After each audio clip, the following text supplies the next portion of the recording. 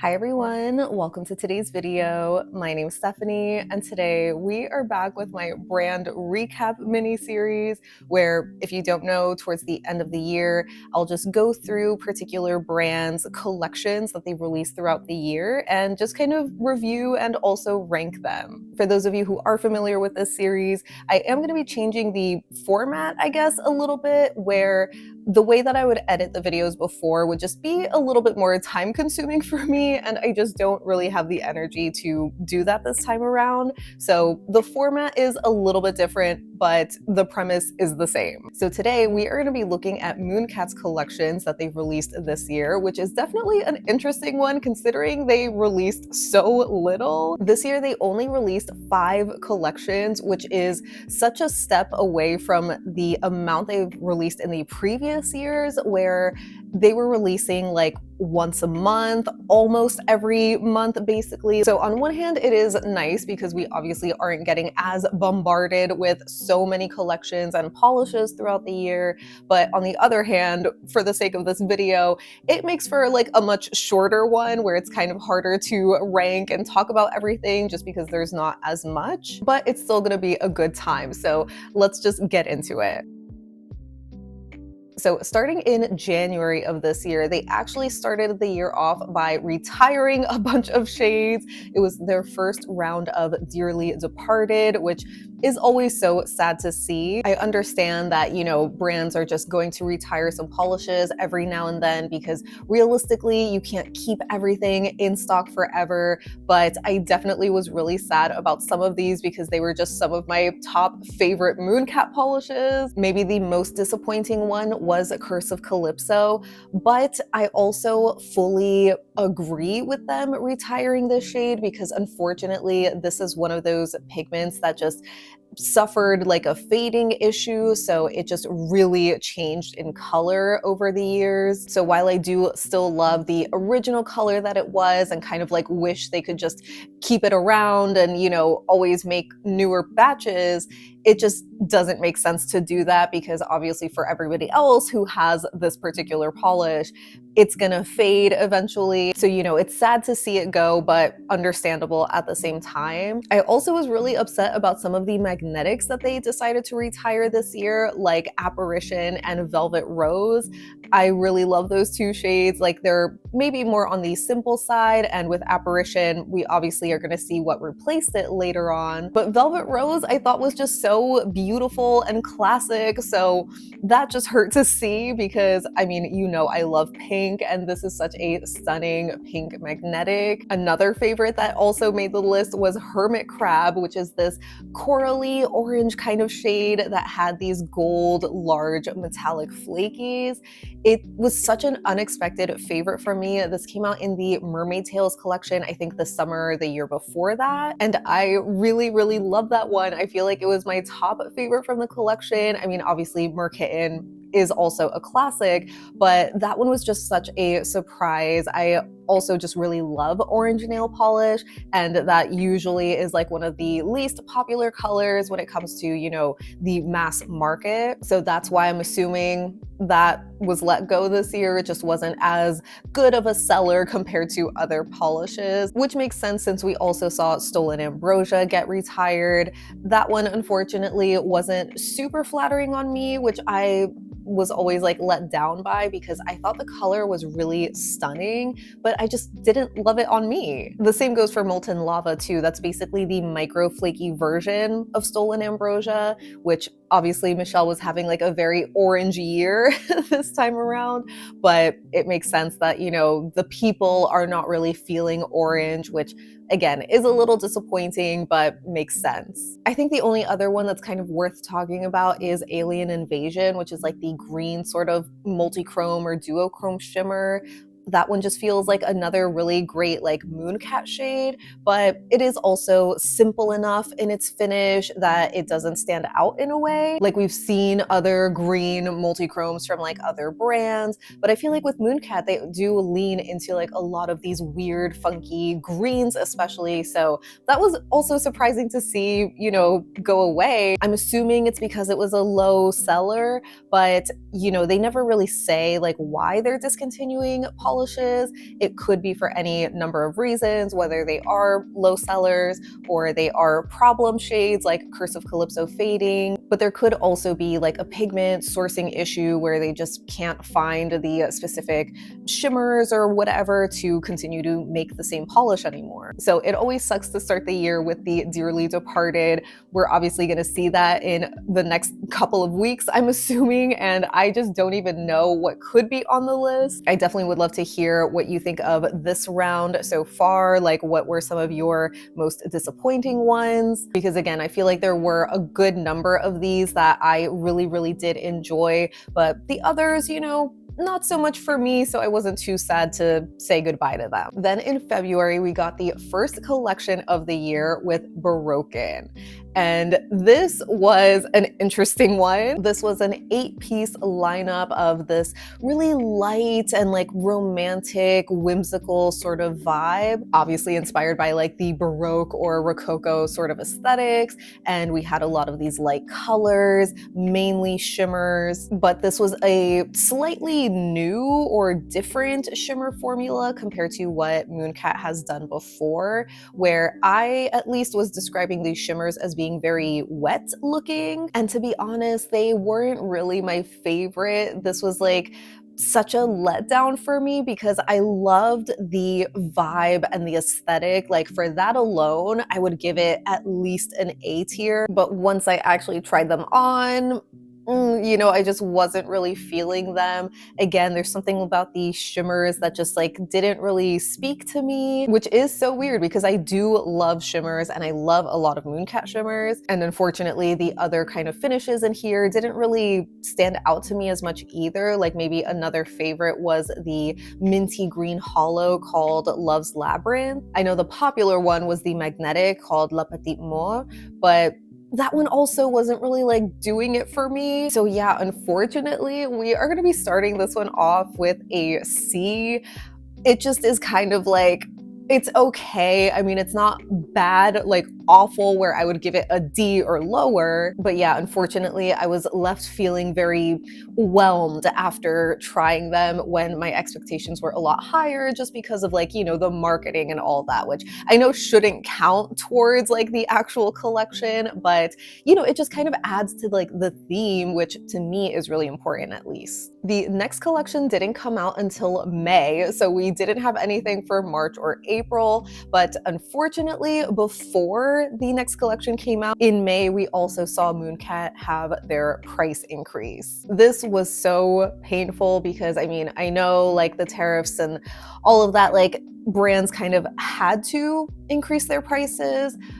But for Mooncat, who was already at a very high price point for a boutique brand, to increase all of their polishes by $2, it just pushed them into the luxury price point where their polishes are retailing, you know, up to like $18, which is just crazy. And again, while the price increase may have been like inevitable, I feel like it just really sucks that we saw it happen right before this next collection came out, because at least I'm assuming like they already had the polishes there. I think they could have waited another month, you know, just to be nice to everybody. So yeah, I know the price increase isn't a collection, but it's still worth talking about. And for the sake of the video, I would also rank that an F. But as far as the collection goes, in May, we got the Remedy collection, which was a 9-piece lineup inspired by Michelle's childhood memories from Taiwan. This had a pretty similar, like light and dreamy, you know, very nostalgic sort of palette and color scheme. Again, for like the theme and marketing alone, I would rank this one really high. The polishes themselves also consisted of a lot of thermals. We had 5 in this collection alone, and 4 of them were just straight like cream finishes, so there weren't any additional flakies or shimmers.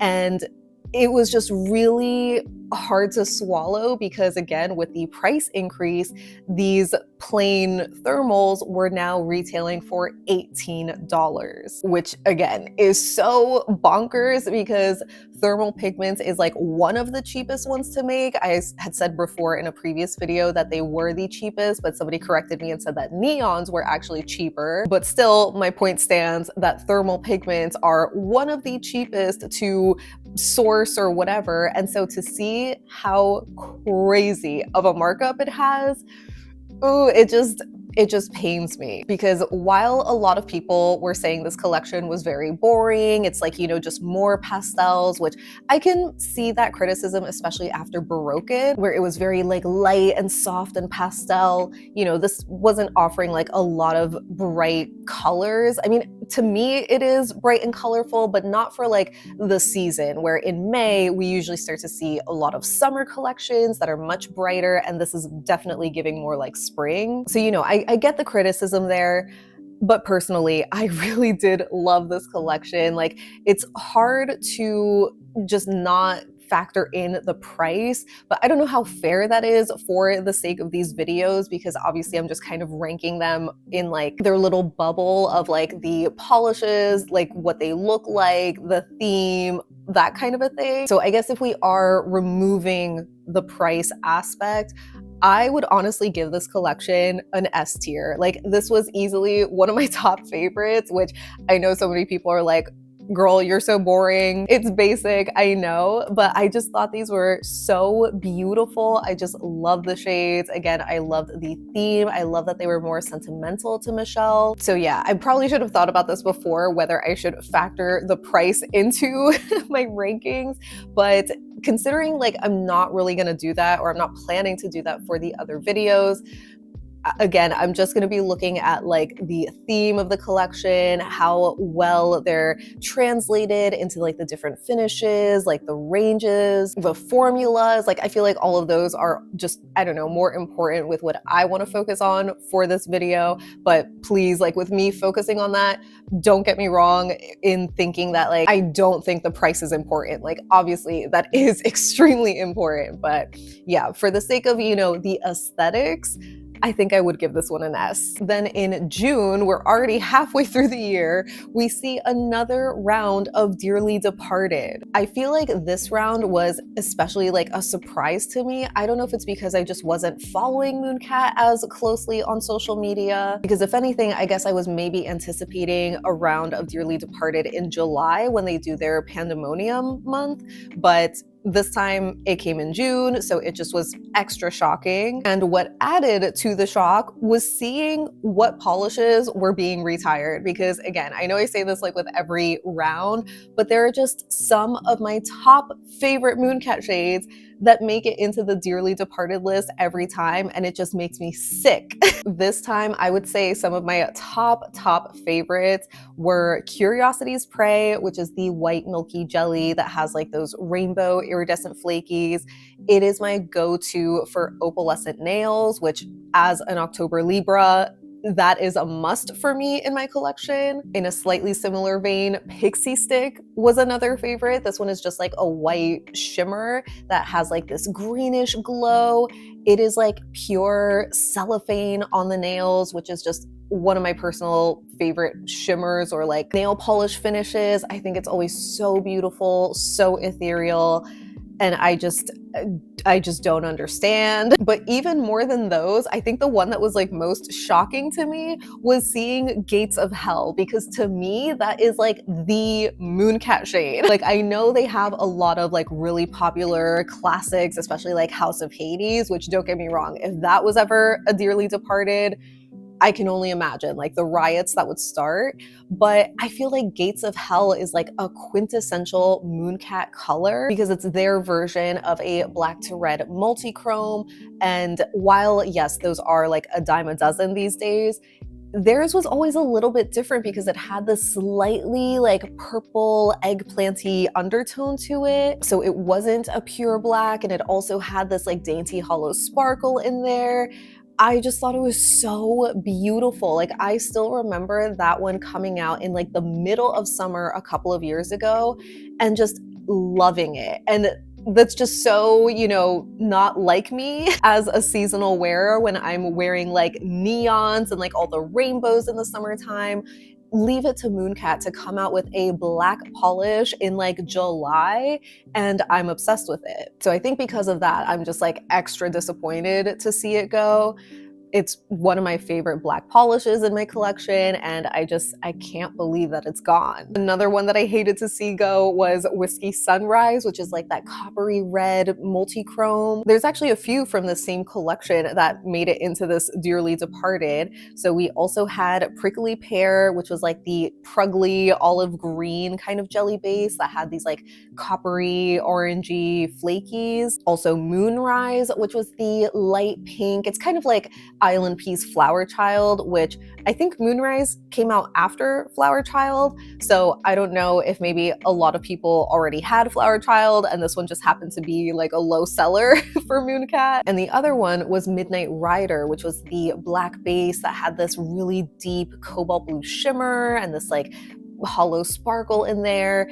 That one was also kind of surprising because I feel like for Mooncat, a lot of darker colors are what I would call like Mooncat shades. So it's always surprising for me to see those go. I would say the same thing about Supervillain, which was the multi-chrome sort of flaky. I did really like the color scheme for that one, but the finish, isn't the best. It's like very goopy, kind of hard to work with. So I wonder if that was maybe an issue. Tectonic Shift is another disappointing one because I thought that was a more unique shade. Like, of course, we see a lot of, green shimmers and whatnot, but this one I'm pretty sure was in their micro flaky formula. And it was just such a unique shade of like jade green that had this really pretty contrasting shimmer. It did dry down matte though, which I wonder, if maybe that has something to do with it being like a low seller or something, or if it is just that tiny flaky finish, because it's basically the same finish as Molten Lava, which we saw back in January on the Dearly Departed list. Also kind of sad to see Aphrodisiac go because that was like the baby pink,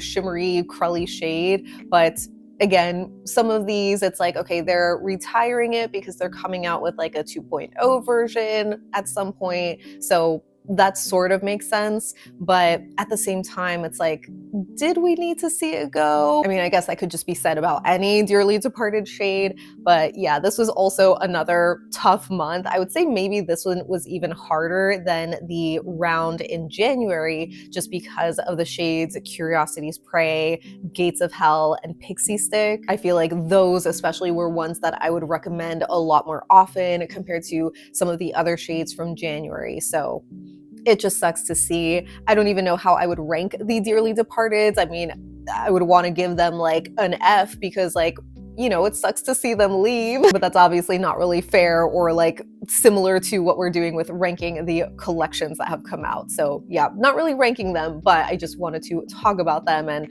just remember them. Then in July, we got the Welcome to Paradise collection, which had this darker cyberpunk sort of aesthetic. This was also another large collection where it was 10 polishes. So, so far we've seen a lot fewer releases for Mooncat, but the collections have been on the larger side compared to the previous years that they would do, maybe once a month or almost every month. The collection started out being like 5, maybe 6 polishes with the occasional 8 or 10 piece collection. But now this is like the new normal. So for this collection, we had a lot of black-based magnetics with multi-chrome shimmers. We had another thermal polish, but just one this time.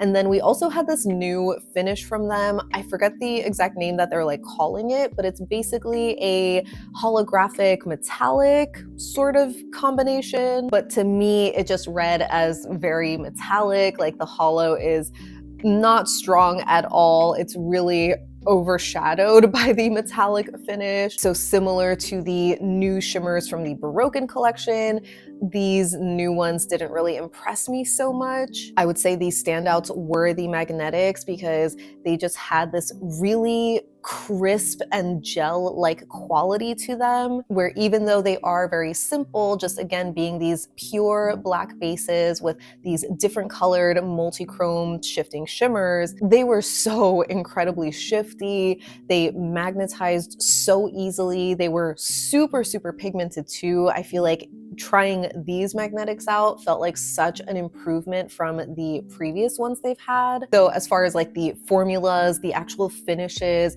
those were really, really impressive. And again, I love this theme. I feel like this is what Mooncat feels like to me as an aesthetic. Obviously, I don't mean to like, put them in a box or anything, because as I said with the previous collections, like with Remedy and Baroquen, I love that they also do those like lighter, more whimsical sort of themes, but this just feels like more in line with, how they present with their branding and everything. So I did like that, but at the same time, even though they were like phenomenal polishes that performed well, they just also didn't like wow me. I mean, I was wowed by the magnetics being very, very gel-like, but I don't know, like I just am not a person that wears black polish all that often. And so these are cool, but it's like, they're not really for me, which is okay, but I still think they are great polishes. So I feel like I would give this a B. So Mooncat didn't release anything in the month of August, but then in September, we got the Danse Macabre collection. This was an 8-piece lineup that had this darker ballet kind of inspiration to it. And I'm pretty sure they also were describing these polishes as classic shades, but with like that darker Mooncat twist. So, a lot of people didn't really love that. There's criticism that, these shades were kind of on the more basic side, and I can see that to a point, right? But I also did really like them. Here is where we saw some of the 2.0 versions of the Dearly Departed shades. So we had the Silent Scream, which is basically the replacement for Apparition, and the Living Doll, which was the baby pink base with the blue shimmer that is pretty much the replacement for Aphrodisiac, even though that had a slightly different colored shimmer. I would also guess that Pearl Clutcher is kind of the replacement for Pixie Stick because it's just like a very intense white shimmer, but Pearl Clutcher is like Mooncat's take on a pearlescent polish, so it's not as streaky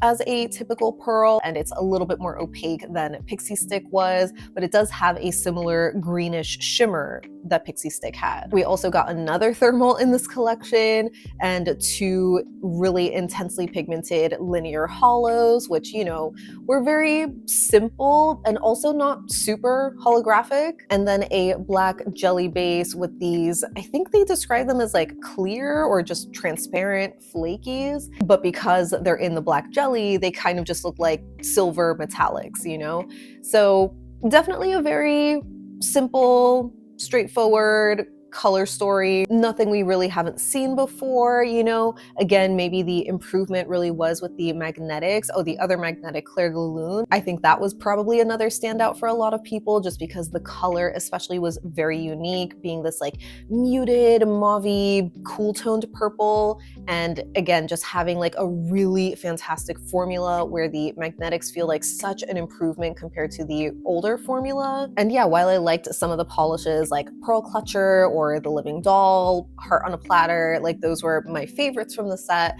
I would say like overall, the collection is like a solid lineup, not super unique, but still pretty in my opinion. So this is another one that I think I would give a B. Like maybe I would rank it a little bit higher than Welcome to Paradise just because there's more colors in Danse Macabre that I would wear, but I don't think I would put it as high as Remedy. Then Mooncat skipped October and released their last collection of the year in November with the Avatar collection. It feels like Mooncat has been doing a collab at least once a year for the past couple of years, so I was waiting to see if we would be getting something, and this was definitely unexpected, but really well done in my opinion. Like, as somebody who has never watched Avatar, which I know, I promise I will watch it at some point, I actually really did like this collection. I thought they did such a great job like interpreting the elements into polishes. We got 2 polishes for each element, so another 8-piece lineup. Again, just having like a slightly larger collection and, you know, a pretty solid range, I guess, of finishes. Though maybe I'd say it's very flaky heavy, because while we did have like a true flaky bomb with my cabbages, there were also a lot of flakies in the magnetics, the thermals. I know a lot of people don't usually like, because it can feel very like busy, especially for magnetics, to have like the flakies in the back and then hollow sparkle and this and that. It can be a little overwhelming for some people, but I think it just like adds to the beauty of the polishes while also being very cohesive with the rest of the collection. My major gripe with this release was that it didn't come in a collection box, which is what Mooncat would usually do with their collabs. I always loved seeing those, because that's just kind of what made the collab feel more special, in my opinion. Because Mooncat already doesn't do collection boxes for their regular releases, so it just felt extra special to get a collection box whenever they would do a collab. So this was the first year that we didn't get a collection box, which is sad to see, because I'm assuming, you know, moving forward for future collabs, we probably aren't gonna get any more. It also sucks to not get any additional like branded accessories where they would do like a nail file or like a cleanup brush or something. We didn't even get stickers for this collab. So, you know, in a lot of ways, it was kind of disappointing for those reasons, because it just felt like a step down from the standard, the high standard that they set themselves with their previous collabs. But again, for like the actual polishes, like the theme and everything, I thought it was really well done too. So I'm kind of torn on where I would rank this. Like, if I would give it either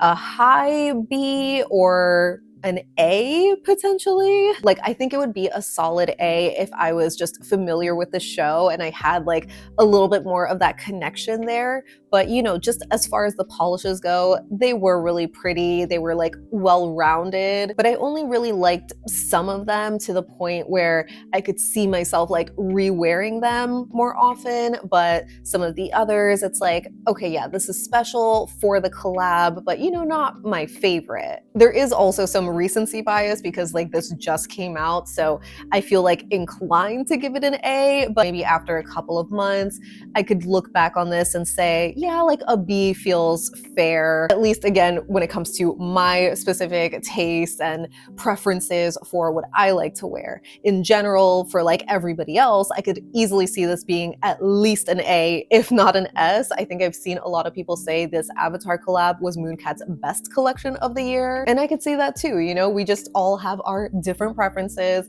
But yeah, I think I'm gonna go ahead and just give this one a B. So that wraps up my brand recap for Mooncat. I really hope that you enjoyed this look back on the year and their releases, as well as some of the polishes they retired. Of course, I'd love to hear what you think of their releases. Which ones were your top favorites? Which ones were you disappointed by? Again, just the price increase that happened earlier in this year was enough to turn away a lot of people from Mooncat, so I completely understand that. But I feel like, you know, it's still fun to just kind of look at like the themes, the polishes, and enjoy them that way, you know? I'm always a fan of a good theme, so that's why I like doing these videos, and especially ranking the collections. So feel free to share your rankings down below, or just let me know any and all thoughts you have so we can chat about it. But thank you so much for hanging out with me today. I hope you have a great rest of your day, and I'll see you in the next one. Bye!